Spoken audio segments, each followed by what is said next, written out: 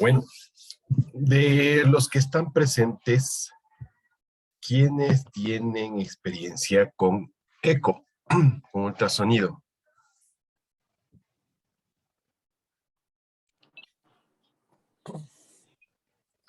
O sea, lo básico, ¿no? Lo que vámonos aprendiendo en los turnos.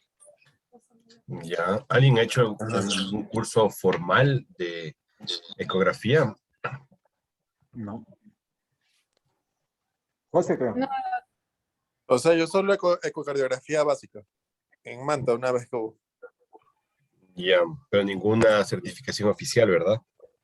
O sea, solamente la certificación de ese taller, que era era un curso de ecocardiografía básica y avanzada.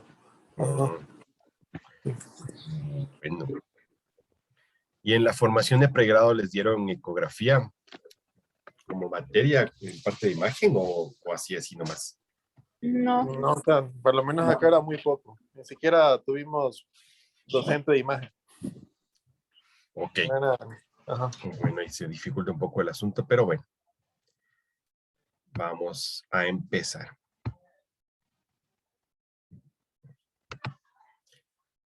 Vamos a ver ultrasonido y trauma. No quise poner toda imagen porque las imágenes específicas vamos a revisar cuando veamos cada región dividida para los traumas, ¿no? Entonces, las nociones básicas de ultrasonido en el trauma tienen que tener ustedes bastante claras. ¿Qué hacer en el manejo inicial? ¿Qué ir a buscar? Porque, como ustedes ya saben, es muy importante como medio diagnóstico en la terapia intensiva el ultrasonido.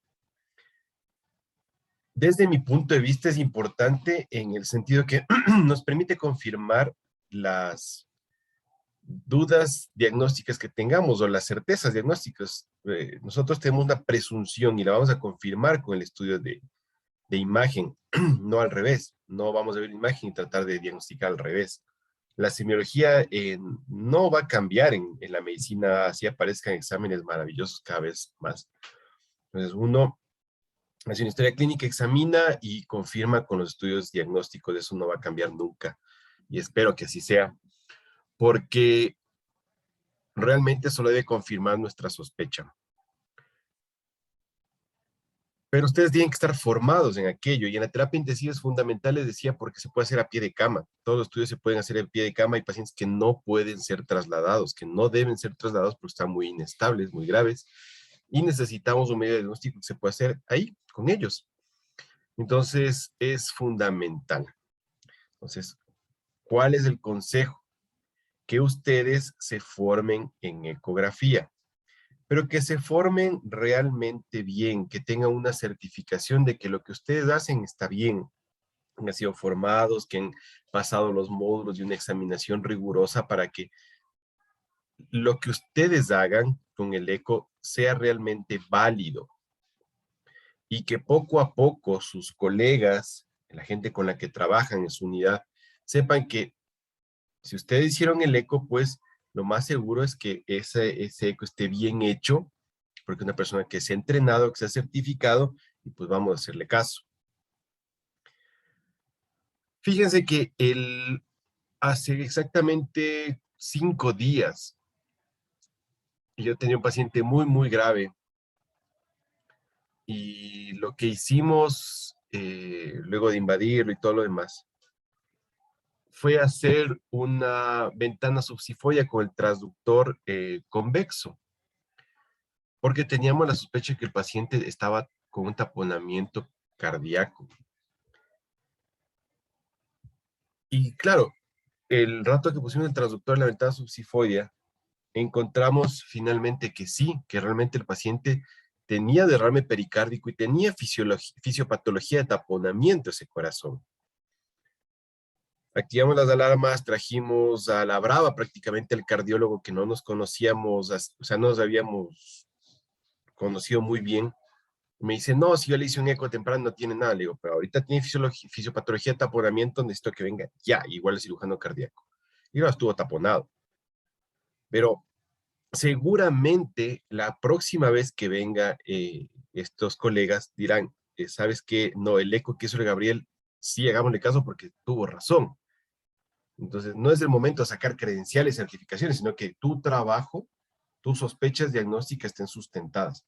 O si tú le dices, no sabes que mi eco dice esto, es distinto decirle, el paciente tiene ruidos apagados, el paciente tiene una ingurgitación yugular muy severa, está chocado, sin ninguna respuesta a vasoactivos, le he hecho, tiene signos claros de hipoperfusión, le he hecho un electrocardiograma que es concordante, y además le he hecho un ultrasonido con una ventana subsifoidea que tiene fisiopatología de taponamiento. Entonces ahí dicen, no, pues todo ese cuento ya tiene más coherencia, decir, no, solamente hice un eco. Entonces todo eso tiene que ser concatenado. Por algo la medicina se estudia así, ¿cierto? Desde el nombre, la edad del paciente, sus antecedentes, su motivo de consulta, etcétera, etcétera, hasta los exámenes confirmatorios, y así es como deben llevar ustedes las cosas. Dicho esto, nosotros vamos a arrancar de una vez con uno de los exámenes fundamentales acá en el trauma. El examen por excelencia, el ultrasonido por excelencia en trauma es el FAST, el examen FAST, ¿cierto? Muchos de ustedes ya lo habrán escuchado, ya lo habrán revisado, los habrán reportado inclusive. Y lo más importante es que ustedes sepan lo siguiente. Primero, su equipo de ultrasonido que tengan en su unidad, antes de usarlo, ustedes deben estar familiarizados con todo lo que tiene que ver el aparataje, dónde se prende, dónde se apaga, cuáles son los botones para cambiar el transductor, dónde se pone los datos del paciente, cuáles son las medidas de higiene que deben llevar con su aparato para no estar sembrando gérmenes en toda la unidad. Antes de usarlo y después de usarlo, tienen que saber qué es un transductor convexo, microconvexo, un lineal, eh, cuáles son los tipos de transductores cardíacos que tienen disponibles, si es que los tienen. Pero en realidad aquí lo que vamos a utilizar es un transductor convexo, ¿sí? Normalito de abdomen. Y vamos a colocar en estos puntos, en este texto, me ponen como el A1, A4, A4 y A7, que nos vamos a ir viendo poco a poco. La ventana subsifoidea, el receso hepatorrenal en el lado derecho, ¿no es cierto? El espacio de Morrison. El receso espleno-renal, ¿sí? Al lado izquierdo. Y la vista suprapúbica o pélvica. Entonces, este es el clásico examen FAST, ¿cierto? Y claro, vamos a la primera vista, que es la que más utilizamos nosotros en cuidados intensivos, la que muchísimo nos interesa. Paciente en posición supina, ¿cierto? Nosotros le ponemos un transductor convexo, ¿ok? Y lo que vamos a identificar por esta vía es corazón, hígado y la vena cava inferior, ¿ok? Entonces, ¿para qué nos sirve? Para detectar si es que tiene problemas en el pericardio del paciente, si es que hay sangre en el pericardio, como se ve con un espacio anecoico o con algunos ecos dentro. Normalmente nosotros podemos ver un poquito de líquido, pero no grande, y vemos cómo se mueve el corazón, si hace fisiopatología o no de taponamiento. Pero hay que tener cuidado con este tema acá, que puede haber una efusión, una falsa efusión pleural cuando tenemos mucha grasa en el pericardio. Entonces, mucho cuidado con los pacientes gorditos. Ahora, ¿cuál es un tip muy especial cuando utilizamos el eco? Que el transductor generalmente nos enseña a ponerlo así, y en este caso hay que empujar con el transductor hacia abajo, ¿cierto? Empujar su abdomen y de ahí entrar con el transductor, es decir, hacer este movimiento. Primero el empujo y después dentro de la ventana subsifoidea. Porque si lo pongo así, habitualmente no vamos a avanzar a ver corazón. Para poder ver corazón, nosotros ponemos plano, empujamos la pared del abdomen y de ahí nos vamos hacia adelante. Eso es lo más importante cuando hacemos esta ventana. Entonces, fíjense ustedes acá, nosotros tenemos una representación gráfica de cómo entra el haz del transductor, viendo, ¿cierto? El hígado y el corazón, y acá es la imagen que habitualmente se nos proyecta. Entonces, aurícula derecha y ventrículo derecho. Siempre las cavidades derechas están pegadas al hígado. Fíjese dónde está el marcador del transductor, hacia dónde está la señal del transductor. Tiene que estar acá. Con Cuando yo cojo el transductor y le topo, este lado de afuera, tiene que coincidir con esta marquita, y si coincidimos así, podemos entrar y vamos a tener esta visión. De lo contrario, sería al revés. Entonces, cavidades derechas pegadas al hígado y las cavidades izquierdas lejos del hígado. Aquí nosotros vemos lo que más brilla, el pericardio, y en este lugar podemos encontrar las defusiones pleurales. Como acá. Voy a retirar yo de acá, voy a poner acá. Fíjense, acá nosotros tenemos una efusión pleural, ¿sí? Que no solamente está de este lado, sino acá también. Y acá lo que se quiere representar es más o menos que tenga ese movimiento anormal de contracción de la aurícula y del ventrículo, ¿cierto? Cuando hay fisiopatología de taponamiento, que ustedes ya lo revisarán cuando vean taponamiento cardíaco. Aquí solo vamos a una revisión rápida de estas cuestiones. Pero es muy importante, ¿no? Que un concepto que debe quedarles claro siempre. Cuando el derrame es agudo, una cantidad mínima de líquido en el pericardio puede causar fisiopatología de taponamiento. Cuando es crónico, puede haber un montón de líquido, pero no causa fisiopatología de taponamiento. Entonces, la clínica de taponamiento y el movimiento irregular e inverso de aurícula ventrícula en sístole diástole es lo que realmente nos va a marcar el asunto de que ese líquido está causando o no problemas. Porque la anécdota que les conté, decían, no, pero es poquito líquido. Sí, poquito líquido, pero tiene taponamiento, porque es agudo. ¿Ok? Entonces, eso es la parte más importante. Saber identificar las estructuras, si hay líquido y ver si hay esta irregularidades, anormalidades en la contracción auricular y ventricular. Luego que culminamos con ese espacio, vamos al Morrison, ¿cierto? El receso hepatorrenal. Este receso hepatorrenal aquí se marca a un ladito, ¿cierto? Como habitualmente nos marcaba la primera vista. Pero en esa vista es poco probable ver el Morrison. Generalmente nos vamos un poquito hacia la región de las costillas y con esta vista es más fácil observarlo. ¿Ok? No solamente con esta, bueno, intentamos y no nos pasamos acá. ¿Cuál es la idea? La idea es que nosotros anatómicamente veamos estas estructuras que van a ser el hígado, el diafragma, el riñón derecho y el espacio que hay entre el hígado y el riñón derecho. Entonces vamos a encontrar el espacio de Morrison, así llamado, ¿cierto? Vamos a ver si en ese lugar está acumulado líquido, que es súper importante para tomar decisiones. Ya lo veremos cuando revisemos trauma de abdomen. Y esta es la visión que habitualmente encontramos en el eco.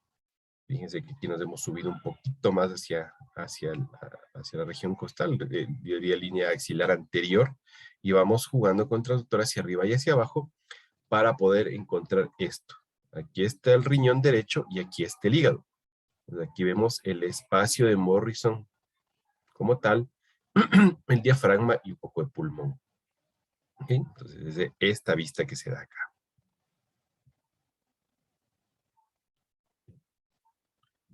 ¿Anormalidades en ese lugar? Pues claro, lo que estamos buscando son regiones anecoicas.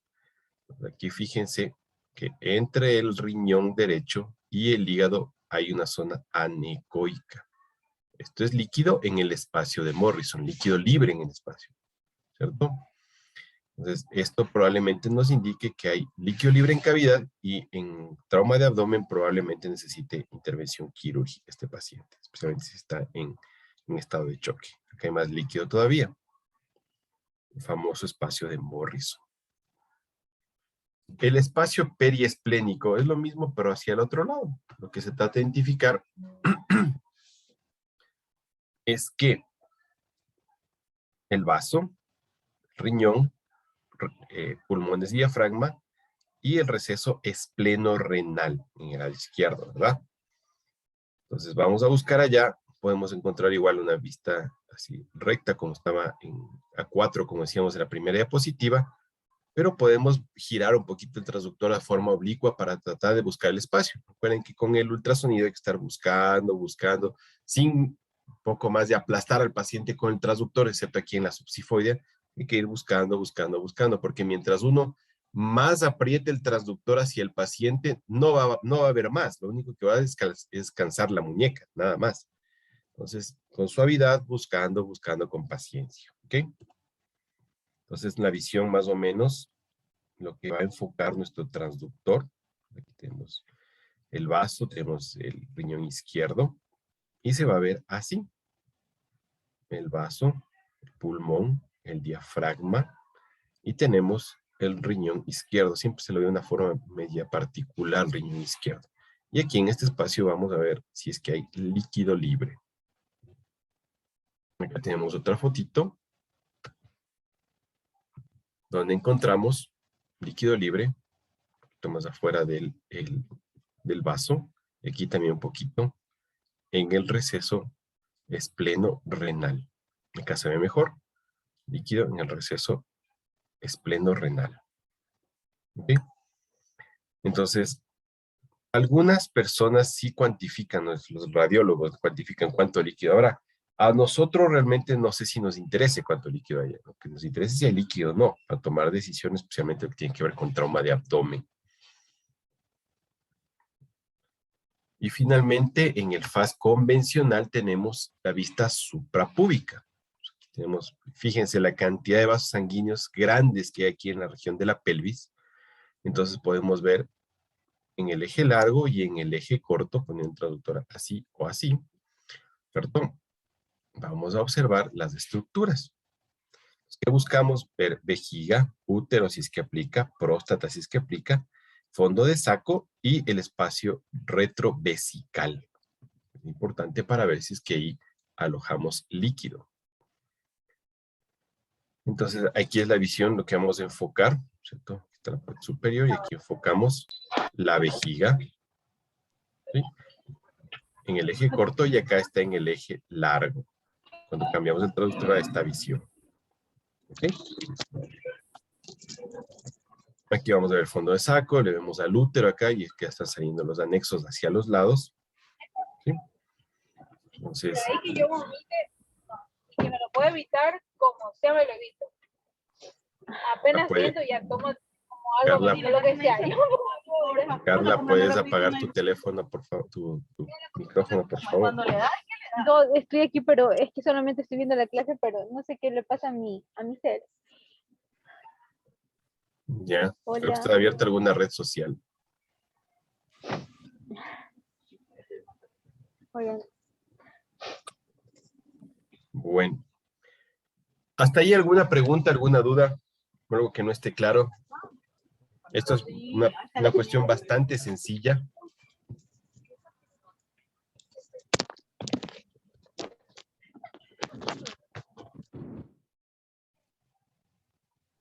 ¿No? No, por el momento no. O sea, sí, Están ahí. Sí, sí, doc. aquí estamos. Porque si no participan, creo que vamos a tener que cambiar de modalidad definitivamente. Ahora aquí están autorizadas las cosas presenciales. Entonces, bueno. Avancemos. Ahora, con el pasar del tiempo, se creó este examen que se llama el FAST extendido o el IFAST. ¿Por qué? Porque se dieron cuenta los médicos, los especialistas que manejan trauma, que podían extenderse con los transductores hacia la región del tórax y verificar si es que había signos de lesiones pulmonares, especialmente pleuropulmonares que amenacen la vida. Pues de ahí sale el IFAST, ¿ok? Donde vamos a ver pulmones y pleura. Y además nos vamos a ir hacia arriba con los pulmones y hacia abajo con la vena cava inferior para ver el estatus de volumen durante los esfuerzos por resucitar a los pacientes. Entonces, trataron de ampliar un poco más, es un protocolo más extendido.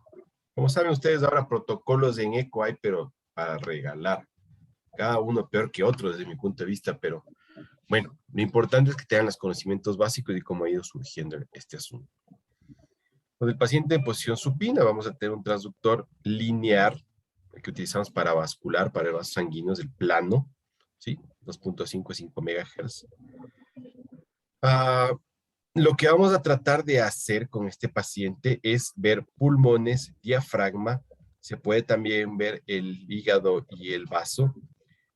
Vamos a ver interferencias pleurales, es lo más importante, ver las interferencias y los fluidos.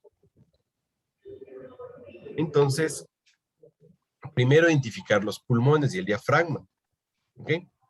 Entonces aquí nosotros vemos el diafragma, vemos el hígado y vemos el pulmón. Tiene que estar medio anecoico porque entra aire, ¿cierto?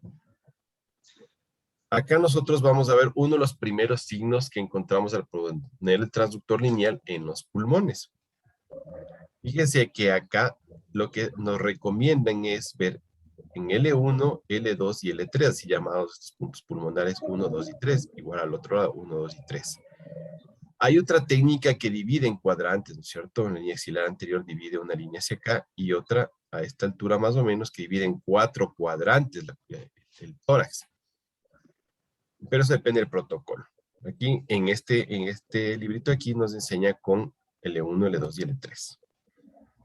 Entonces, colocamos nuestro transductor en L1 y L2 tratando de que estén separados, entremos en el espacio intercostal, ¿no? Porque aquí tenemos una costilla, acá tenemos la otra costilla, y lo importante es ver esta línea, que es la línea de la pleura, acá atrás del pulmón, y acá está la pared torácica. Entonces, ¿qué es lo importante? Ver el signo, ¿sí? De que se está moviendo la pleura pegadita, pleura visceral a la pleura parietal, ¿cierto? El long sliding que suelen decir, ¿no es cierto? O el signo del deslizamiento. ¿Bien? Entonces, cuando se mueve la pleura la una sobre la otra, ¿cierto? Se nota el movimiento. Y a veces bajan unas líneas hiperecoicas que se bajan hacia acá abajo, que se llaman los rockets, ¿no es cierto? También suelen llamarles así. Entonces, cuando esto se Las ve, líneas B. no. Pero esas son no, patológicas cuando no, llegan hasta abajo, ¿no? Claro, o sea, sí, porque, o sea, depende ahí, pues, ¿no? O sea, porque puede haber reverberaciones que son las, o sea, las líneas A, no. las ring down que son las líneas B, todo, o sea, pero los rocket bill que se llamaban así, o sea, las líneas B o las líneas C. No precisamente. A ver, ya vamos a ver Ajá. líneas más abajo y eso es parte del protocolo Blue especialmente. Lo que vamos a ver simplemente no es que están líneas permanentes, sino que vemos como imágenes de este mismo ecogenicidad blanquecinas que de pronto vemos que bajan. Pero no es que están permanentes ahí, eso se llaman los rockets. Otra cosa son líneas que están ahí presentes y nosotros vamos contando. Entonces simplemente los rockets no se ven en todos los pacientes, son hallazgos normales, ¿ok? Lo más importante es ver cómo se desliza la pleura, ¿ok? También le podemos poner color y verificar, ¿no? Pero eso es otro asunto. Otro signo especial ya colocando el modo M, ¿cierto? Pasamos del bidimensional al M. ¿Ok? Es tratar de encontrar el signo del María Arena, que es el famosísimo María Arena, ¿cierto? Para los que no han revisado el eco pulmonar todavía, colocamos nuestro transductor viendo que las dos costillas queden acá separadas, ¿cierto? Sino el murciélago, que dicen que nadie ve el murciélago en ningún lado, pero bueno. Entonces ponemos nuestro transductor de manera que cuando pongamos la M de modo M, nuestra línea baje en el espacio intercostal, no en las costillas, sino en el espacio intercostal. Y ahí nosotros podemos ver que en una región se pone así, como líneas horizontales, y acá vemos un punteado, como que esto fuera el mar y esta fuera la arena, ¿verdad? Entonces se supone que esto habla de normalidad, ¿sí? Normalidad. Cuando se pierde diferenciación mar y arena, se habla de que la pleura está separada y muy probablemente lo que tengamos ahí es un neumotórax. El neumotórax.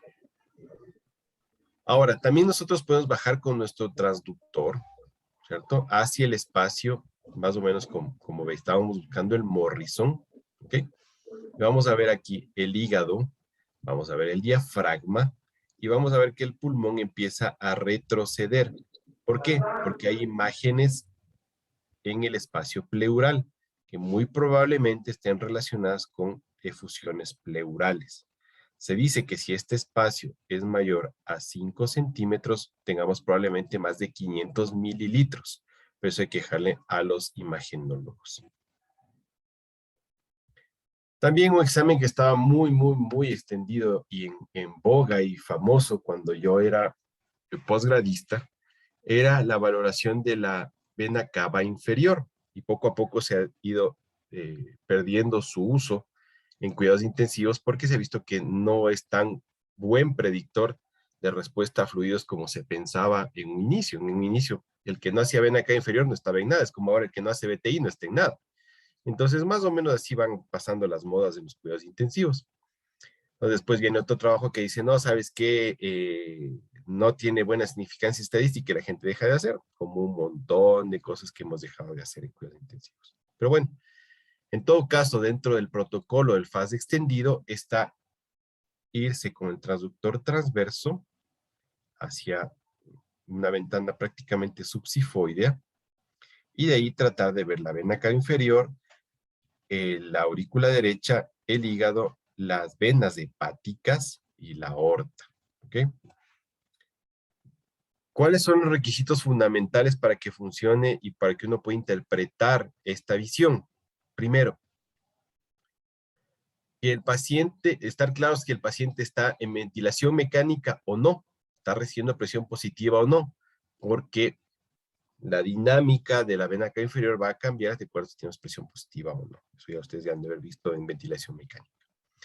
Y fundamental, encontrar la vena hepática. Si no encontramos la vena hepática, nuestra medición probablemente va a ser errónea, porque puede ser que estemos muy arriba, muy abajo y no en el sitio donde está el estudio validado. ¿Ok? Porque cuando uno intenta reproducir un estudio, tiene que tener las mismas condiciones en las que fue primariamente realizado. Pues tiene que estar en la desembocadura de las venas hepáticas. Entonces, nosotros vamos a medir, después de la desembocadura de las venas hepáticas, vamos a medir cuánto tenemos ahí. ¿Ok? Entonces, ¿qué se dice? Que durante la respiración espontánea, es decir, sin ventilación mecánica, ¿cuál es el diámetro normal? 1.5 a 2.5. Cambios de mayores del 50% usualmente indican hipovolemia. ¿Ok? Pero hay que tener muchísimo cuidado si el paciente está mecánicamente ventilado. ¿Por qué? Porque cuando nosotros tenemos un paciente que está sin ventilación mecánica, nosotros tenemos que en la fase inspiratoria va a ser más chiquito, en la fase expiratoria va a ser más grande y vamos a medir, ¿no es cierto? Y vamos a ver cuál es el porcentaje de colapso. Decíamos acá que más o menos un 50%. Claro que hay otros protocolos que hablan de otras cantidades, pero bueno, cuando estamos en ventilación mecánica esto es al revés, ¿cierto? En inspiración se agranda y en inspiración se achica. Entonces, eso depende de la presión positiva.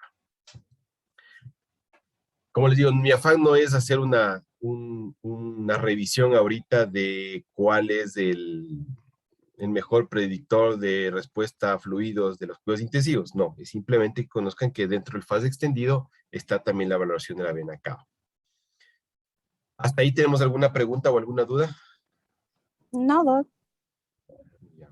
O sea, no solo por decir que cuando el paciente está en respiración espontánea, a la cava se le menciona como colapso de la vena cava y en cambio cuando es ventilación mecánica se le denomina como distensibilidad. Distensibilidad, así es. Ajá.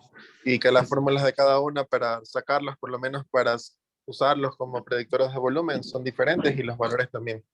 Así es, son diferentes. Sí. Por eso es otra cosa, la valoración hemodinámica mínimamente invasiva es otra cosa. Aquí solamente es un examen rápido. Si colapsa más del 50%, necesita estamos en medio de hipovolemia. De eso se trata el FAS extendido. No se trata de estar muy finos con las cuestiones. ¿Okay? Ahora, dentro del ultrasonido, en el trauma, nosotros no debemos dejar a un lado la valoración del nervio óptico. ¿Ok? Entonces, esto también ha venido avanzando mucho.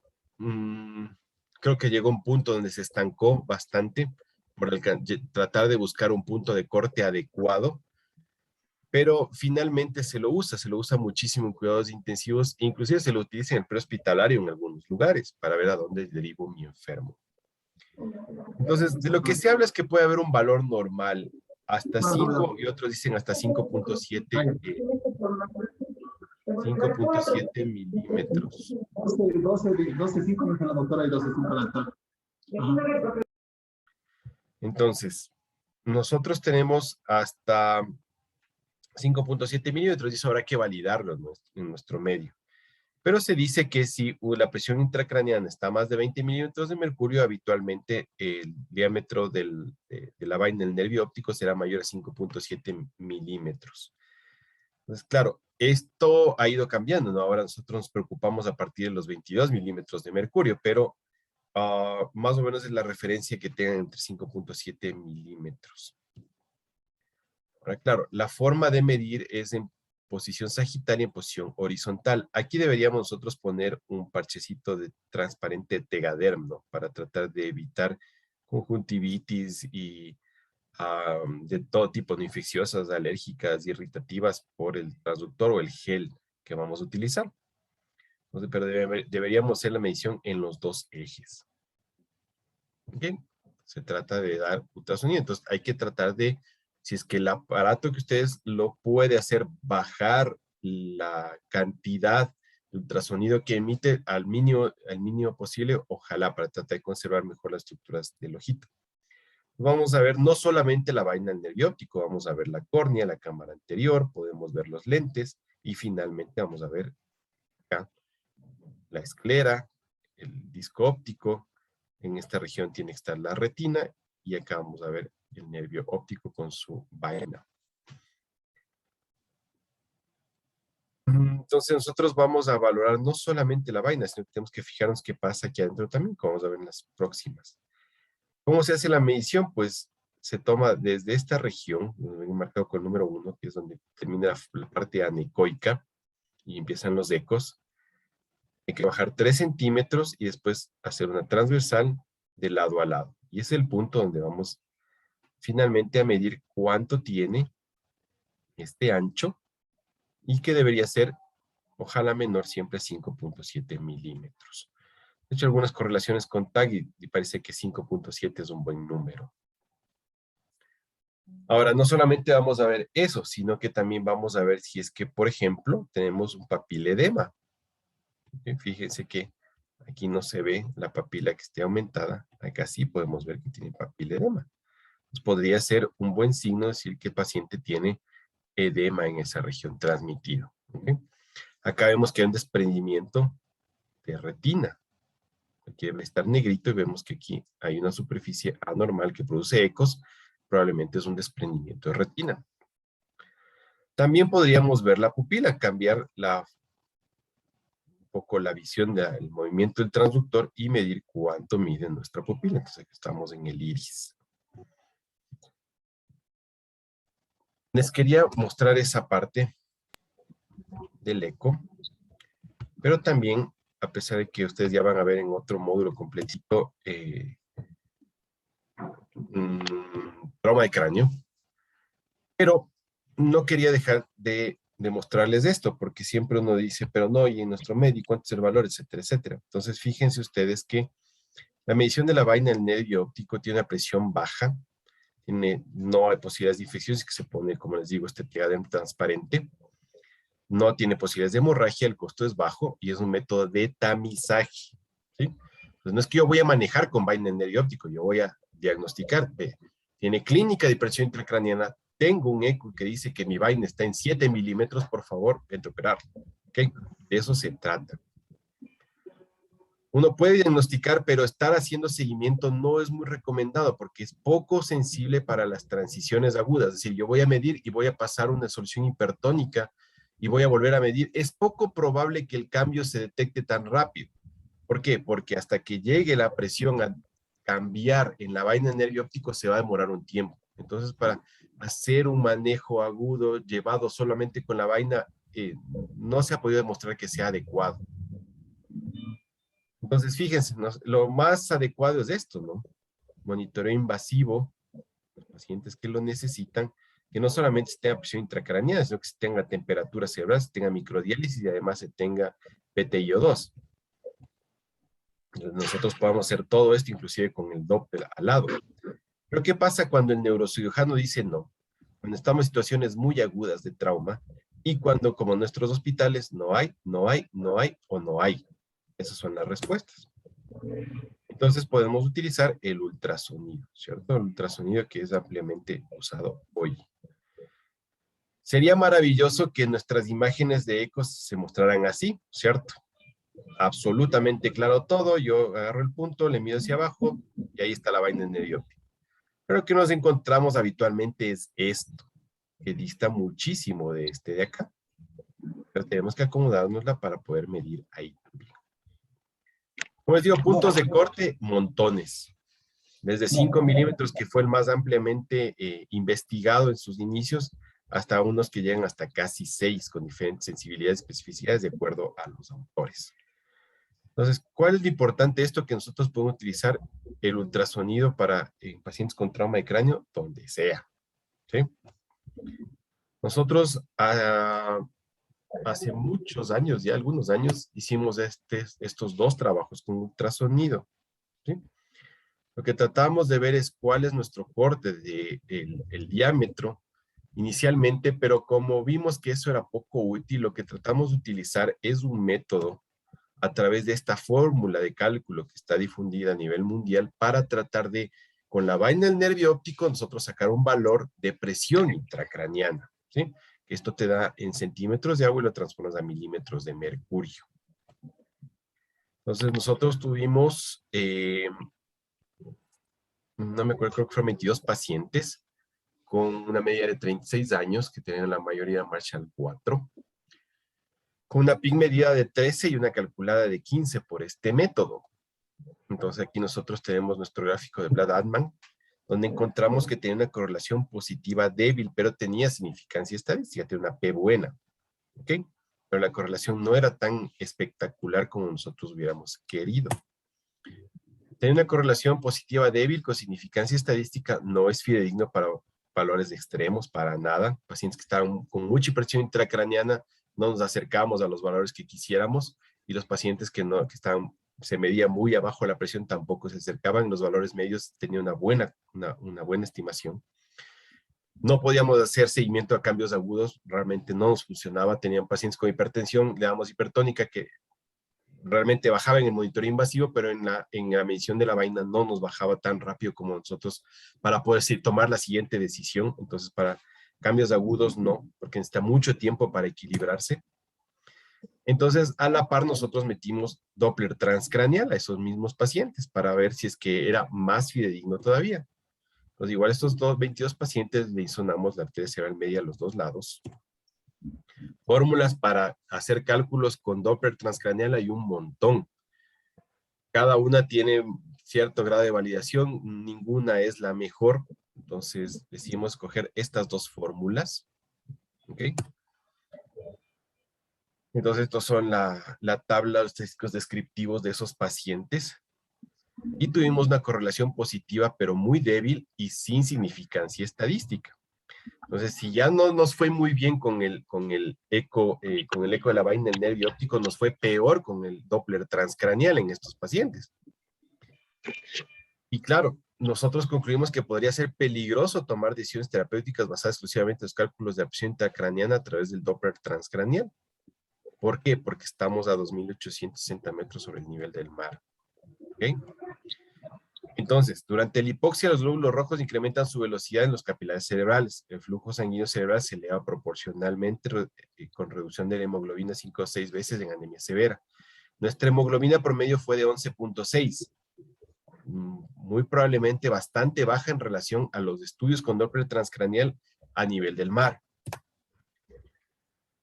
Cada vez que vamos subiendo, el flujo sanguíneo cerebral cae 3 a 4% por cada movimiento de milímetros de mercurio del CO2. Es decir, nosotros cuando estamos viviendo en el llano tenemos entre 35 y 45 milímetros de mercurio de CO2, ¿verdad? Y cuando venimos a la altura, nuestro CO2 cambia, disminuye. Más o menos tenemos un 28 más menos 2. Nosotros tuvimos 29 de promedio de milímetros de mercurio de CO2. Entonces el flujo sanguíneo cerebral probablemente habrá caído unos 15 y 15%. La presión intracraneana, 4.500 metros, fíjense que fue 2.6 centímetros de agua por arriba de las personas que estaban a nivel del mar. Entonces, la cuestión sí cambia. Entonces, si nosotros vamos a utilizar un método basado, por ejemplo, en el Doppler transcraneal, en un paciente con trauma de cráneo, vamos a meter el Doppler transcraneal y con eso tratar de sacar conclusiones para el manejo, podría ser peligroso porque eso no está validado en la altura. Probablemente en el llano sea factible utilizarlo. Acá en la altura, al menos en nuestra muestra, 22 pacientes, no funcionó.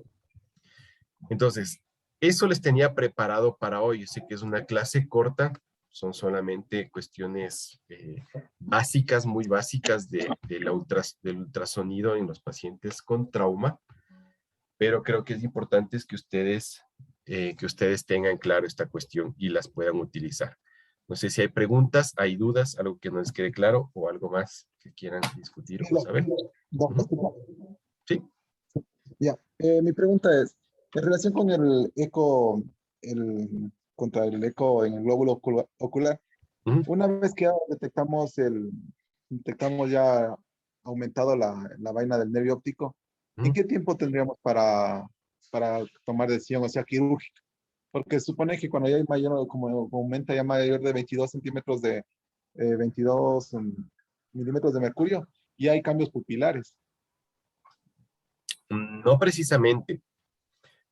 A ver, todo depende de la compliance cerebral.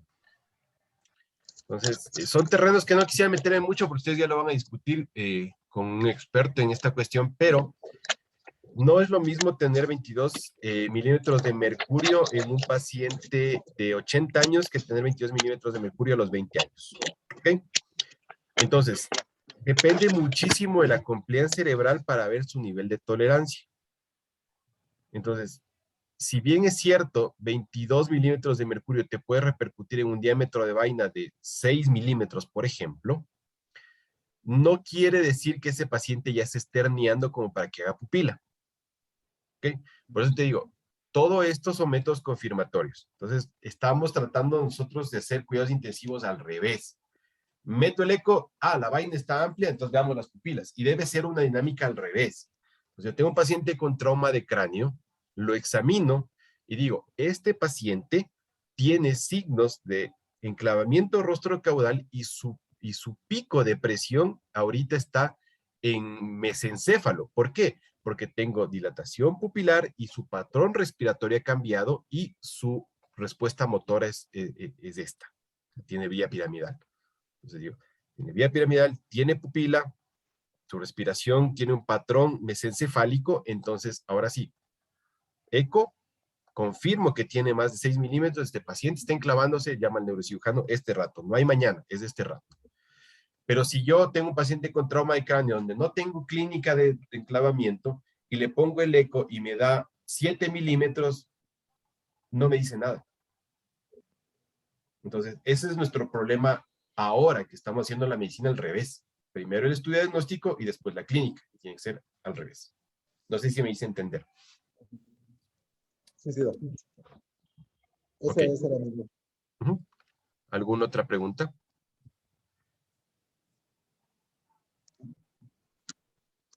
¿No?